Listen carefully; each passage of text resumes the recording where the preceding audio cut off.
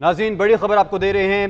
Islamabad high court की जानिब से चेयरमैन तहरीक इंसाफ की तोशाखाना केस में सज़ा मुअत्तल कर दी गई है। अपील पर फैसला महफूज किया गया था और सुना दिया गया है। तोशाखाना केस में चेयरमैन PTI की सज़ा मुअत्तल कर दी गई है। इस्लामाबाद हाई कोर्ट की जानिब से ये बड़ा हुक्म सुना दिया गया है। ये फैसला जो कि महफूज किया गया था, आज 11 बजे का वक्त मुकर्रर किया गया था और अब ये फैसला सुना दिया गया है। तोशाखाना केस में चेयरमैन PTI की सज़ा मुअत्तली की दरख्वास्त पर फैसला सुना दिया गया है। तोशाखाना केस में चेयरमैन PTI की सज़ा मुअत्तल करार दे दी गई है। सज़ा को मुअत्तल कर दिया गया है। इससे पहले इलेक्शन कमीशन के वकील अमजद परवेज़ की जानिब से भी दलाइल दिए गए, जबकि चेयरमैन PTI की जानिब से लतीफ़ खोसा की जानिब से दलाइल पेश किए गए। उनकी जानिब से जो मुकालमा किया गया मुअज़्ज़ज़ जज साहिबान की जानिब से 2 रुकनी बेंच पर यह मुश्तमिल है, जज से मुकालमा भी हुआ। बात करेंगे इदरीस अब्बासी से। इदरीस, ये बताइएगा, सज़ा मुअत्तल कर दी गई है, तफसीली फैसला कब तक जारी किया जाएगा? जी बिल्कुल, देखें कि chief justice Islamabad high court और जस्टिस तारिक महमूद जहांगीरी पर जो मुश्तमिल डिवीजन बेंच था कमरा अदालत में आया, जैसे ही तो PTI वकला रोस्टम पर आ गए और चीफ जस्टिस ने आते साथ ही कहा कि जो आप लोगों की एप्लीकेशन है वो मंजूर की जाती है, ताहम जो तफसीली फैसला है वो हम कुछ देर बाद जारी करेंगे। और चेयरमैन PTI की जो इस्तदा की सजा मुअत्तली की और जमानत की के सजा जो तोशाखाना केस में जमानत जो है वो दी जाए, उसको इस्लामाबाद हाई कोर्ट के डिवीजन बेंच ने जो है वो मंजूर कर लिया है। और उस पर चीफ जस्टिस ने कहा कि जो इस केस से मुतालिक जो तफसीली फैसला है वो हम जो है कुछ देर बाद जारी करेंगे और उसमें तमाम तर चीजें मौजूद हैं। तो हम आपको सिर्फ ये इस चीज पे आगाह कर रहे हैं कि जो उनकी आपकी अपील थी जमानत की, उसको ये डिवीजन बेंच जो है वो मंजूर करता है। और chief justice Islamabad high court Aamir Farooq और जस्टिस तारिक महमूद जहांगीरी जो है उन्होंने जो है वो फैसला ये जारी किया है। और कमरा अदालत में जैसे ही वो जजेस साहिबान आए और PTI वकला रोस्टम पर गए और chief justice Islamabad high court Aamir Farooq ने आते साथ कहा कि जो आप लोगों की एप्लीकेशन थी उसको ये अदालत ये बेंच जो है वो मंजूर करता है और जो इससे मुतालिक जो तफसीली फैसला है वो कुछ देर बाद जो है वो हम जारी करेंगे। जी इदरीस, ये बताएगा, इससे पहले जब समाअत हुई तो लतीफ़ खोसा की जानिब से नवाज शरीफ की सज़ा की मुअत्तली का जो फैसला बरकरार रखा गया था उसका हवाला दिया गया था मुअज़्ज़ज़ जज साहिबान की जानिब से उनके सामने, तो उस पर जज साहिबान की जानिब से क्या रिमार्क सामने आए थे?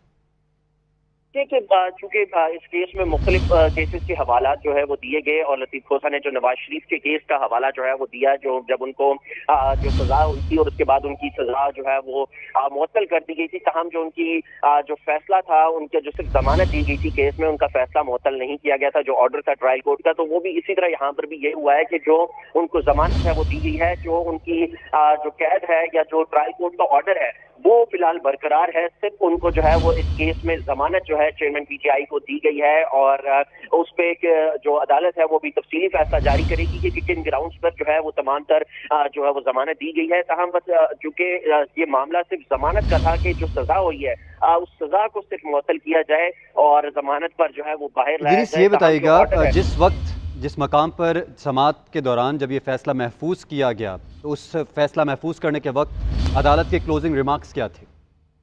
जी देखिए, जब कल ये आखिरी जब रिमार्क्स थे, तो जब कल चूंकि इलेक्शन कमीशन के वकील ने अपने दलाइल दिए और उन्होंने जमानत की मुखालफत भी की और 6 पॉइंट डिस्कस किए गए थे। और जब कल जब ये फैसला महफूज किया गया था तो उस पर अदालत ने जो है वो रिमार्क्स दिए कि जब लतीफ़ खोसा जो है वो एंड पे रोस्टम पर आए, उन्होंने कहा कि इन्होंने भी तो अपने दलाइल दे दिए हैं, लेकिन हमने आपको मुख्तलिफ वजूहात बताई हैं, हमने आपको कानूनी जो हवाले थे वो भी दिए हैं और मुख्तलिफ माजी के जो ऑर्डर्स हैं उनके भी हवाले दिए हैं कि जमानत किस तरह जो है वो दी जा सकती है। और सबसे अहम पहलू ये था कि लतीफ़ खोसा की जानिब से जो नवाज शरीफ केस का फैसला था, जो हवाला था, उस केस के ऑर्डर का जो है वो हवाला इस्लामाबाद हाई कोर्ट में इस केस में दिया गया था कि नवाज शरीफ के जो है वो उनको भी सजा हुई थी और उनकी जो है वो जमानत किस तरह की गई उसका भी लतीफ़ खोसा ने जो है वो हवाला दिया था। और सबसे जो इस्लामाबाद हाई कोर्ट की जानिब से चेयरमैन PTI को फौरी तौर पर रिहा करने का हुक्म जारी किया गया है, तो अब फौरी रिहाई अमल में लाई जाएगी या फिर तफसीली फैसले का इंतजार किया जाएगा?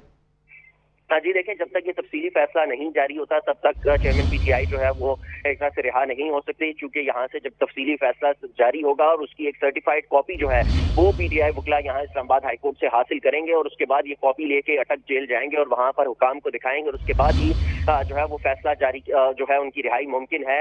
और उसके बगैर जो है वो अभी इनकी रिहाई इस तरह मुमकिन नहीं है, क्योंकि तफसीली फैसला जो ऑर्डर इस्लामाबाद हाई कोर्ट जारी करेगा उसकी सर्टिफाइड कॉपी जब PTI वकला हासिल करेंगे वो अटक जेल हुकाम को दी जाएगी और उसके बाद जो है वो चेयरमैन PTI को वहां अटक जेल से रिहाई मिल सकती है। जी اچھا، جو الیکشن کمیشن ہے اور جو لطیف کھوسہ ہے ان کی جانب سے یہ موقف بھی اپنایا گیا تھا کہ سیشن کورٹ ڈائریکٹ اس اپیل کو سن ہی نہیں سکتی تھی جب دوبارہ کیس سماعت کے لیے سیشن کورٹ کو بھیجا گیا، اور مجسٹریٹ پہلے اس کیس کو دیکھا پھر سیشن کورٹ سنے گا، تو اس پر امجد پرویز کی جانب سے کیا کاؤنٹر آرگومنٹ دیا گیا تھا؟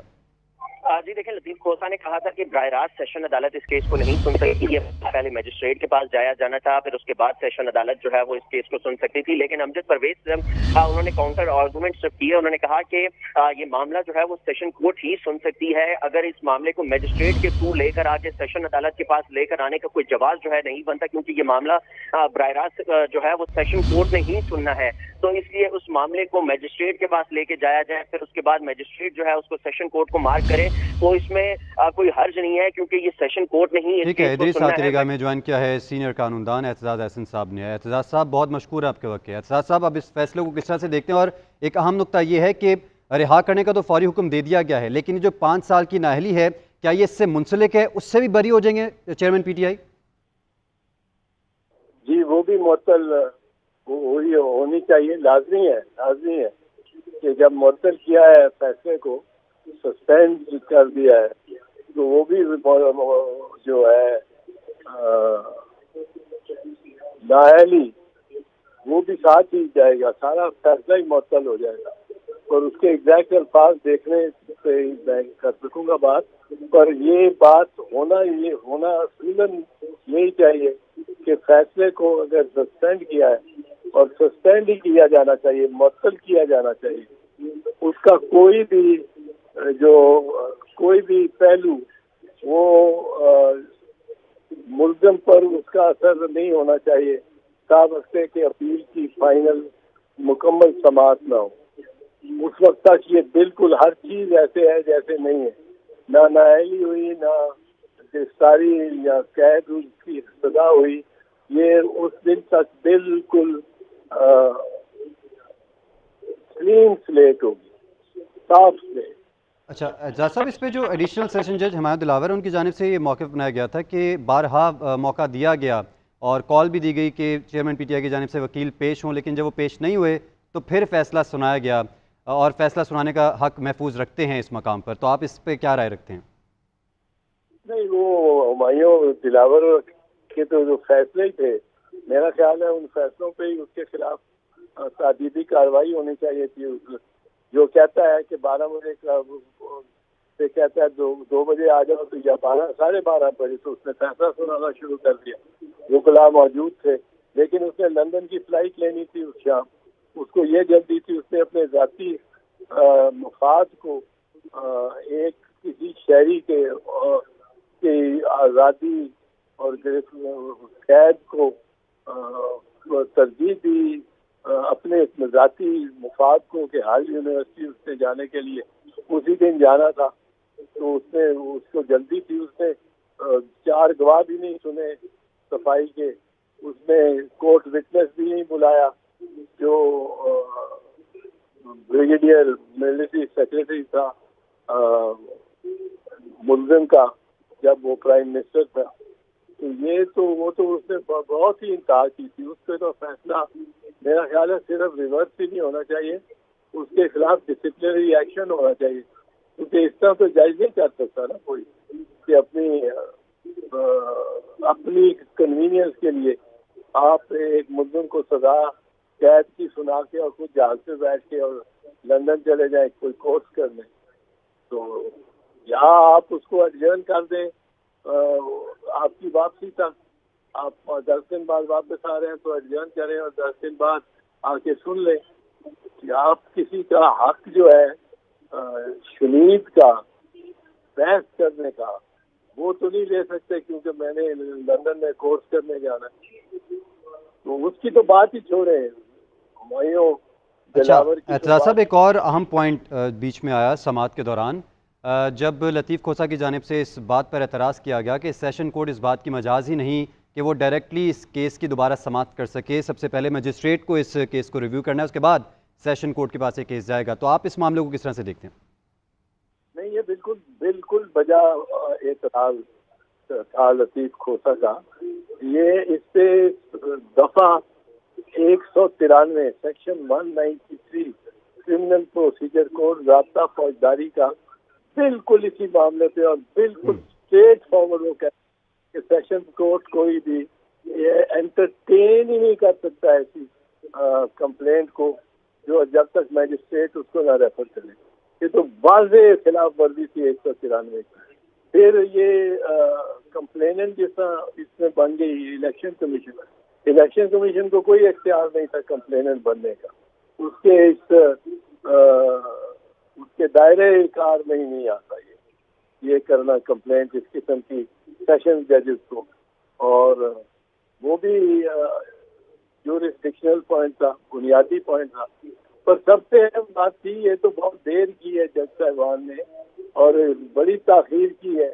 یہ تو پہلے دن 3 سال کی سزا ہو 5 سال کی سزا ہو, سپریم کورٹ نے کہ BCO فیصلے دیے ہوئے جیسے کہ شارٹ سینٹنس ہے اس لیے اس کو سسپینڈ کیا جاتا ہے. پہلے ہی دن فائل جب ججز کے سامنے آتی ہے وہ یہ کہتے ہیں کتنا سینٹنس ہے جی 5 سال, چلو اس کو سسپینڈ کیا, اس کو معطل کیا. پھر ہم اب اپیل جب سنیں گے تو دیکھا جائے گا کہ اس کا کیا سزا بحال کرنی چاہیے کہ نہیں کرنی چاہیے. تو یہ تو پہلے دن ہو جانا چاہیے تھا. مجھے تو اس سے حیرت ہے اتنے دن کیوں لگے ہیں. ٹھیک ہے, صاحب ساتھ ہی رہے گا.